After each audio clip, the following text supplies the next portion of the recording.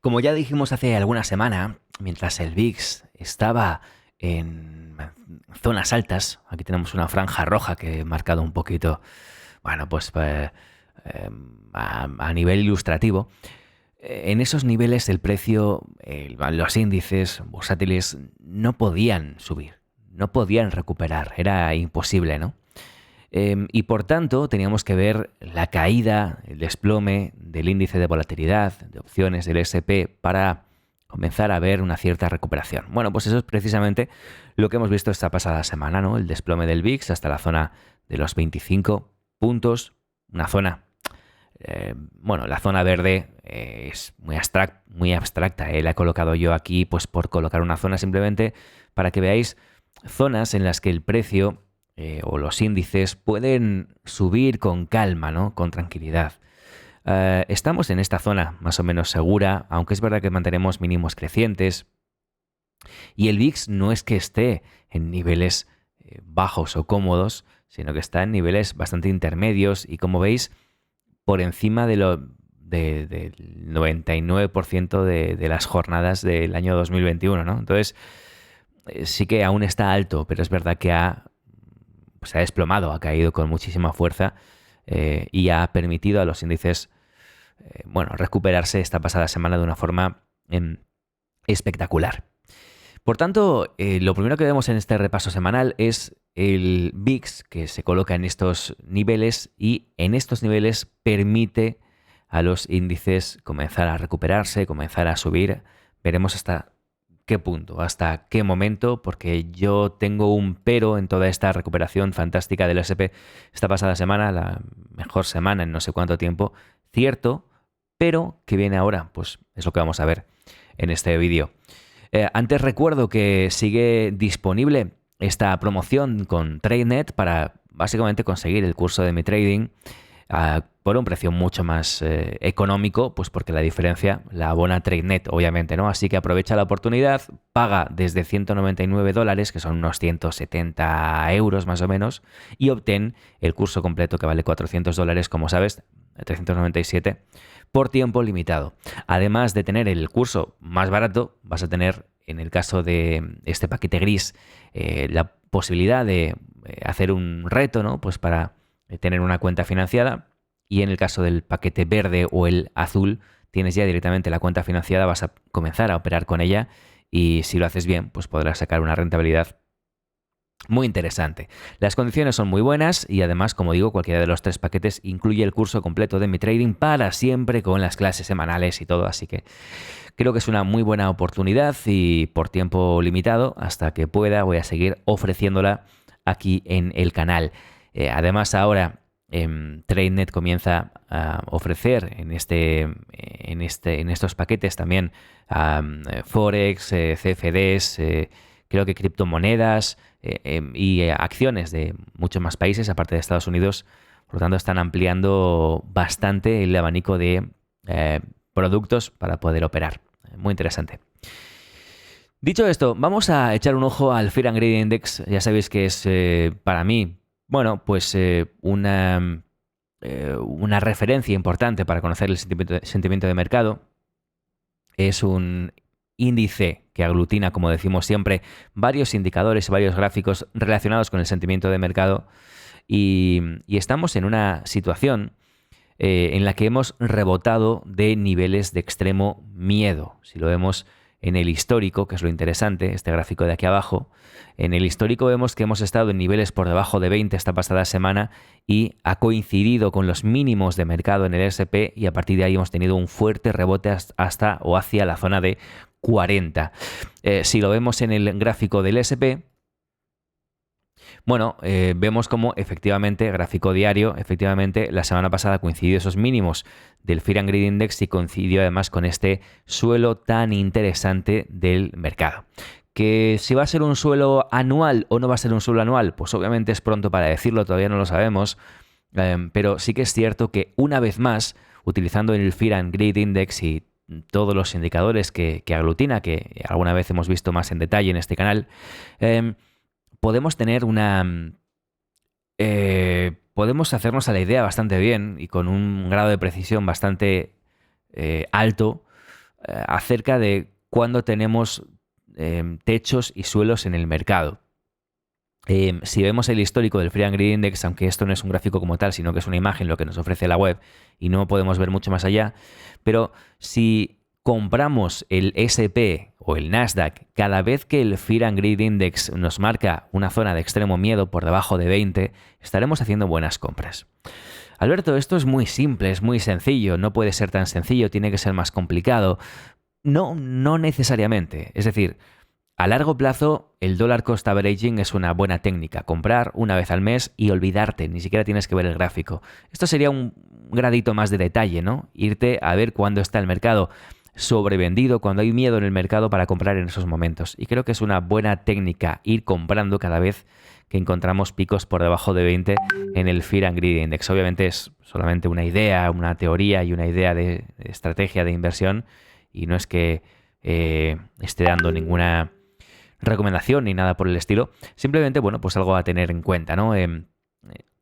Este indicador al final lo que nos marca es cuando hay miedo extremo en el mercado y cuando hay confianza extrema en el mercado o avaricia, y en ese sentido esos son los picos que tenemos que controlar, y cuando el indicador esté por debajo de 20 o por encima de 80 nos da buenas oportunidades de compra y de venta respectivamente. Y una vez más ha ocurrido y ocurre absolutamente siempre. Por lo tanto, este es el primer punto que quería comentar y es interesante. Me habéis visto durante meses o años, no lo sé, hablar sobre el Fear and Greed Index y una vez más nos da esos valores extremos que nos dan buenas oportunidades de compra. Dicho esto, como decía hace un momento, ¿quiere decir que esto sea un suelo anual, por ejemplo, y que el precio vaya a subir ya en los índices? No lo sabemos, pero hay una cosa que no me gusta. Es decir, si el indicador Fear and Greed Index tiene muchísima sensibilidad a los movimientos del precio, a los índices, quiere decir que en cuanto el SP está recuperando, se está recuperando al mismo tiempo la confianza en el mercado, a ritmos acelerados. Ya veis que el indicador ha subido muy fuerte desde 18 hasta cerca de 40, ¿no? Por lo tanto, esto quiere decir, esto es un mal augurio, una mala señal. Esto quiere decir que de alguna forma,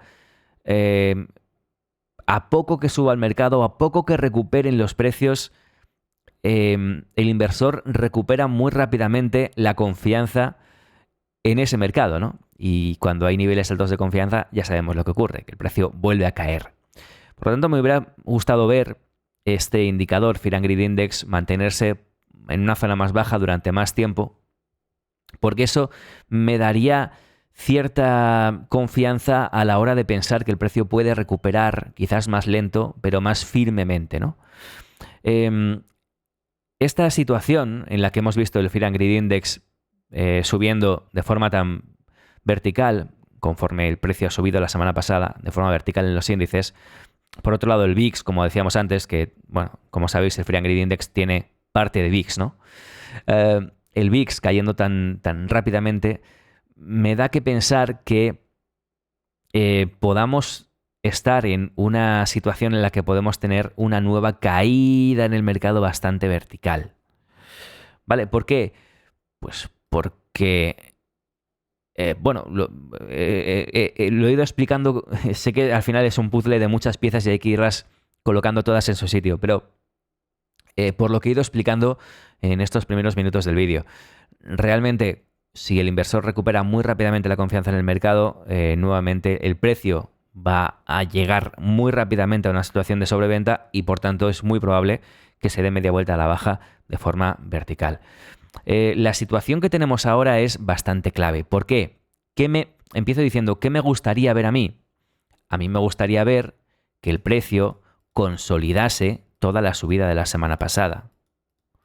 Porque si consolida toda la subida de la semana pasada, quiere decir que los agentes de mercado, los compradores y vendedores, están encontrando un acuerdo en estos niveles después de la subida, ¿no? No estamos llegando después de una subida a una situación en la que no hay acuerdo de precio y el precio cae rápidamente, ¿no? Sino que estamos llegando a una situación en la que efectivamente hay un acuerdo entre compradores y vendedores, ¿no? En esos niveles. Eso es lo que me gustaría ver. ¿Qué es lo que menos me gustaría ver? Lo que menos me gustaría ver sería una caída, una pérdida rápida de toda la ganancia o de parte de la ganancia de la semana pasada. Una pérdida rápida de toda la ganancia de la semana pasada significaría que en esta zona en la que estamos ahora no hay acuerdo entre compradores y vendedores y los vendedores siguen presionando a la baja encontrando un precio justo. Nos veríamos abocados a una nueva caída y veríamos además una situación parecida a la que vimos ya en el mes de febrero, ¿no? Es decir, el precio recuperó con mucha fuerza, pero perdió todo ese movimiento muy rápidamente porque ahí no había acuerdo de precios. Eso es lo que no me gustaría ver. Y esto es lo que es la situación a la que podemos llegar teniendo en cuenta la rápida recuperación de confianza de los inversores en este mercado después de una subida de 4 días, ¿no? De 5 días. Por tanto, situación número 1 o hipótesis primera es que efectivamente el precio caiga con bastante rapidez durante esta semana, con bastante fuerza. Esa es la primera hipótesis, aunque obviamente pues, no podemos acertar o no podemos hacer magia o adivinar qué va a pasar. Pero esa sería un poco la primera hipótesis. La segunda obviamente sería la consolidación de esta zona y sería una muy buena noticia. Aún así, en el SP, el 4400 yo creo que va a ser un nivel que se va a testar seguro. Se tiene que testar porque es el nivel en el que se rompe el último máximo decreciente. Y además es un nivel muy, muy relevante en el SP en el que hay una alta concentración de volumen. Por lo tanto, es muy probable que se toque. Y es más, creo que es muy probable que volvamos a testar el 4250. Si no perdemos el 4250, no pasa nada. Simplemente es un test de la zona en la que ha entrado la compra agresiva en estos mínimos. Y es algo muy, muy habitual. Por lo tanto, no pasa nada, ¿no? Por lo tanto, tranquilidad. Si el precio vuelve a caer, bueno, veremos qué ocurre aquí. Si pierde esta zona, sí que es probable que veamos nuevas caídas o al menos otro suelo, ¿no? Un cuádruple suelo sería ya, o si lo queremos ver de esta forma, un doble suelo.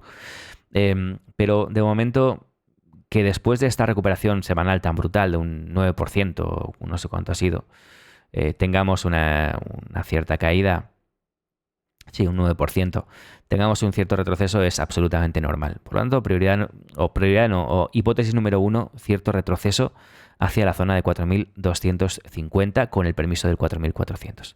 Si aguantamos el 4.400 durante esta semana que comenzamos hoy, sería una excelente noticia, una muy buena noticia y daría la posibilidad del rompimiento de 4.485 para ir a la siguiente zona en torno al 4.600. ¿Vale? Ese es el dibujo un poco en el SP.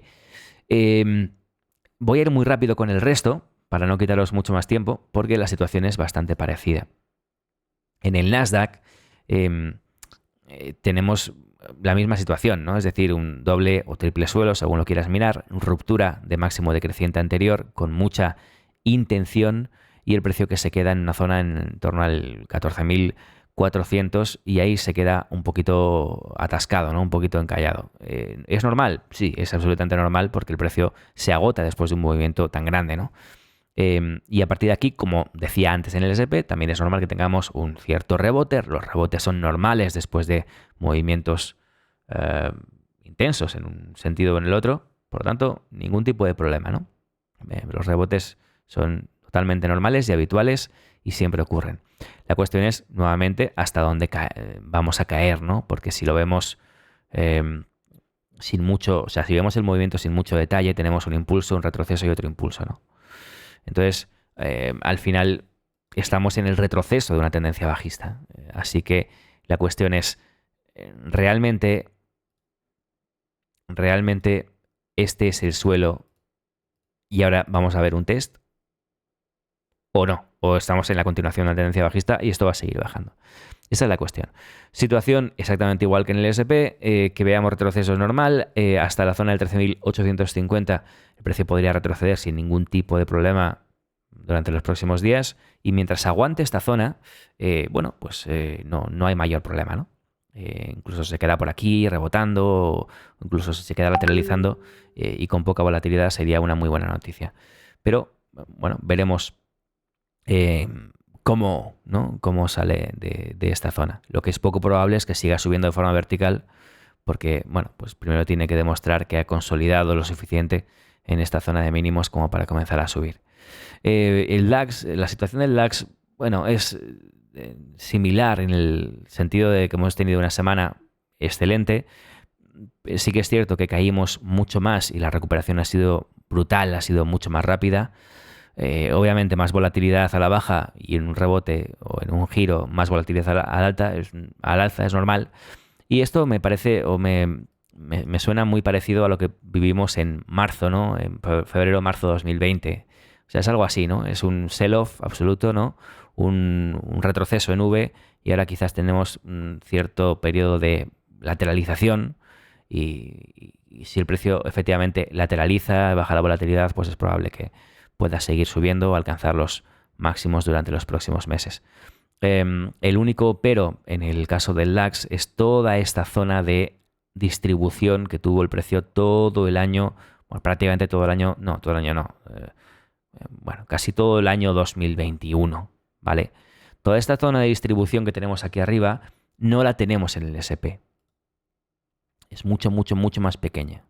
Por lo tanto, es una zona en la que, bueno, pues hay grandes barreras de liquidez, hay mucha, mucha, mucha venta, mucho volumen de venta, y el precio cuando llega aquí, pues, obviamente podrá quedarse luchando contra esa zona durante un buen tiempo. Así que creo que es más fácil que veamos nuevos máximos en este 2022 en el SP que en el DAX. Es mi opinión, porque toda esta zona puede ser un auténtico techo para el precio cuando llegue ahí. Quizás a lo mejor llega por aquí y comienza a pelearse con esta zona, empieza a subir, a bajar, a caer, a subir. Pero es complicado que rompa directamente esa zona porque es una zona de volumen, bueno, pues brutal. Es un muro absoluto, es un techo. Esto en cuanto al DAX. Lo mismo que he dicho antes, ¿no? En el Nasdaq, que tengamos un retroceso esta semana es absolutamente normal. Yo firmaría, no es que firmase, sino que creo que con una probabilidad muy alta la semana va a ser bajista. Pero es normal porque es simplemente el rebote a la baja respecto a la semana alcista que tuvimos días atrás, ¿no? Entonces que esto retroceda es normal. ¿A qué niveles?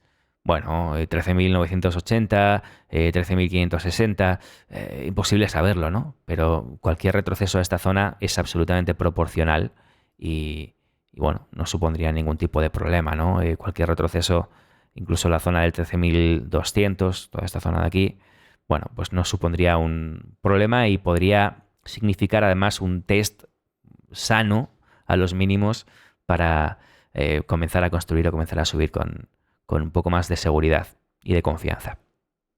Entonces ya ves que la situación de SP, Nasdaq y DAX es parecida, entre comillas. Dow Jones, bueno, yo no lo suelo operar, pero bueno, la situación es parecida a la del SP, no hay mucho que decir. Y esto es lo que tenemos que tener en cuenta. En el caso de las materias primas, ya acabamos con ello, el oro está, bueno, después de hacer el doble techo, ¿no? En la zona del 2070 aproximadamente, está girándose muy agresivamente a la baja y ahora tiene una zona que es el 1916. Esto me recuerda mucho, me suena mucho a lo que ya vivimos en agosto 2020, ¿no? Por lo tanto, es probable que a partir de aquí, sobre todo si consigue romper esta zona a la baja, 1916, comience a lateralizar o incluso hacer una tendencia bajista, lateral bajista, ¿no? Que en un momento dado intente un test a la zona de los $2.000 o incluso a los máximos. ¿Es probable? Sí, puede ser. Pero creo que el desarrollo, el movimiento alcista del oro, por el momento, creo que por el momento ha tocado a su fin. Entonces no creo que sea momento de comprarlo ni nada por el estilo, sino que las compras estaban a la salida de esta zona, como ya comentamos aquí en su momento. Vale, esto en cuanto al oro. Al final tiene una directriz alcista, que es toda esta que está marcada en gris, desde el 2018 y es posible que al final vuelva a esa zona antes o después. Creo que es desde luego bastante más probable que vuelva a esa zona que vuelva a máximos. Y en cuanto al crudo, la situación creo que es similar. Obviamente yo no soy experto en geopolítica y no sé qué implicaciones tiene lo que vaya a ocurrir, que tampoco lo sé, en el conflicto de Ucrania y la dependencia de países occidentales del crudo. Pero ya sabéis que al final en estos repasos yo me guío absolutamente por análisis técnico y aceptamos que el precio está descontando absolutamente todo. Por lo tanto, creo que la situación en el crudo es similar de alguna forma a la del oro. Es decir, hemos llegado a unos máximos en los que ha habido un fuerte rechazo a la baja y, bueno, ahora estamos camino de un test quizás de la zona del 117, pero creo que es poco probable que podamos eh, superar los últimos máximos. Igual vamos a testar los últimos máximos, igual los superamos un poquito, pero un desarrollo del precio al alza a partir de los máximos creo que es poco probable. Creo que es más probable que el precio vaya perdiendo volatilidad. Fijaos la diferencia de rango de velas antes y después de esta ruptura del día 28 de febrero. Creo que es probable que vayamos perdiendo rango y volatilidad poco a poco y que el precio vaya lateralizando y al final acabando por romper el 105 y el 95 para comenzar a retroceder poco a poco respecto a esos niveles. Pero es verdad que cualquier cambio en la guerra y en cualquier decisión de los países occidentales puede causar gran volatilidad y cambiar la situación de un día para otro. Así que, insisto, no soy experto, este no es el canal en el que encontrar, ¿no? Comentarios,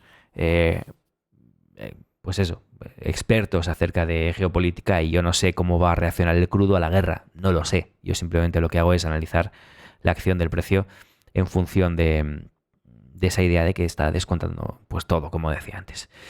Vamos a acabar con Bitcoin y Ethereum. Venga, situación, bueno, ya lo hemos comentado muchas veces, ¿no? Lateralizando tanto Bitcoin como Ethereum en estos niveles. Ya veis que estamos en un gráfico diario, no voy a ir intradía en Bitcoin y Ethereum porque no es lo que yo hago. Yo tengo comprado Bitcoin, tengo comprado Ethereum, pero a largo plazo no me interesa lo que ocurra dentro de cada día.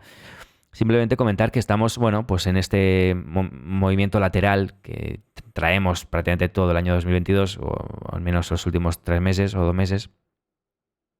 El soporte en zona 31.000, por otro lado la directriz alcista bastante bien marcada, en este momento estaría en torno al 34.000. Todo esto es una gran zona de soporte que espero que no se pierda. Si se pierde, el precio podría caer rápidamente hasta la zona de los 20.000. Y por otro lado, por arriba el 45.000 sigue siendo zona de resistencia, 44, 45.000, toda esta zona está sirviendo,